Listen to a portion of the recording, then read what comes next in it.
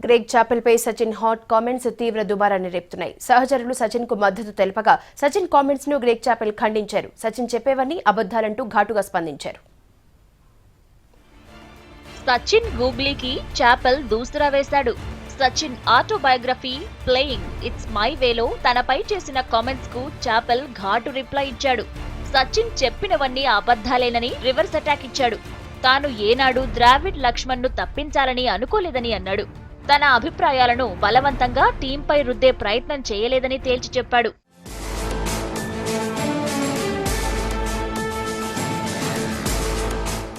మరోవైపు సచిన్ కామెంట్స్ కు సహచరుల నుంచి భారీ మద్దతు లభిస్తోంది. పలువురు మాజీ క్రికెటర్లు తమ మద్దతు తెలిపారు. సచిన్ వ్యాఖ్యల్లో నిజముందన్నాడు దాదా. హర్భజన్ సైతం చాపెల్ జట్టును నాశనం చేశాడని తీవ్రంగా స్పందించాడు.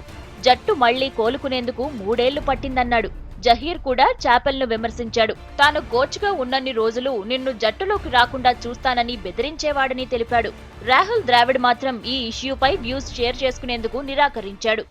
देखिए, जो सचिन कह रहे हैं वो बिल्कुल सही कह रहे हैं, क्योंकि ग्रेग चैपल एक ऐसे इंसान थे जिनके 2 फेस थे. वो कहते हैं कि दोगले आदमी, मैं कहूँगा वो दोगले इंसान थे.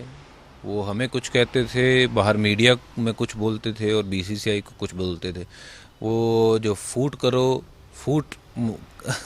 फूट डालो राज करो की नीति को अपनाया था उन्होंने, और सारे प्लेयरों में उन्होंने फूट डाल के राज करने की जो नीति थी उसमें काफ़ी हद तक कामयाब भी रहे थे. उसके बारे में मैं टिप्पणी कैसे कह सकता हूँ, और मैं उसके बीच में नहीं पढ़ना चाहूँगा कि चैपल ने सचिन को क्या कहा या सचिन ने क्या चैपल को कहा. उसके बारे में मैंने बुक भी नहीं पढ़ा है अब तक, तो बुक पढ़ने के बाद अगर लगता है कि टिप्पणी करने की जरूरत है तो फिर करेंगे. హైదరాబాదీ క్రికెటర్ లక్ష్మణ్ కూడా సచిన్ కు మద్దతిచ్చాడు. క్రికెట్ ను ప్రేమించే వ్యక్తిగా సచిన్ ఇన్నాళ్లు ఈ విషయాన్ని దాచిపెట్టి ఫ్యాన్స్ హట్ అవ్వకుండా చూశాడన్నాడు. చాపెల్ కోచ్ గా ఉన్నన్ని రోజులు డ్రెస్సింగ్ రూమ్ లో వాతావరణం అదో రకంగా ఉండేదన్నాడు. 2006లో సౌత్ ఆఫ్రికా టూర్ లో ఓపెనింగ్ కు వెళ్లమని చాపెల్ కోరగా ఒప్పుకోనందుకు 32 ఏళ్ల వయసులో నీవు టీం నుంచి వెళ్లిపోతావంటూ చాపెల్ అనడం నన్ను షాక్ కు గురిచేసిందన్నాడు. He's got the right to reveal everything, and this is a part of his book, and he has had an excellent contribution to Indian cricket and world cricket. For 24 years he's been the pillar of Indian cricket, and actually a great ambassador to the sport.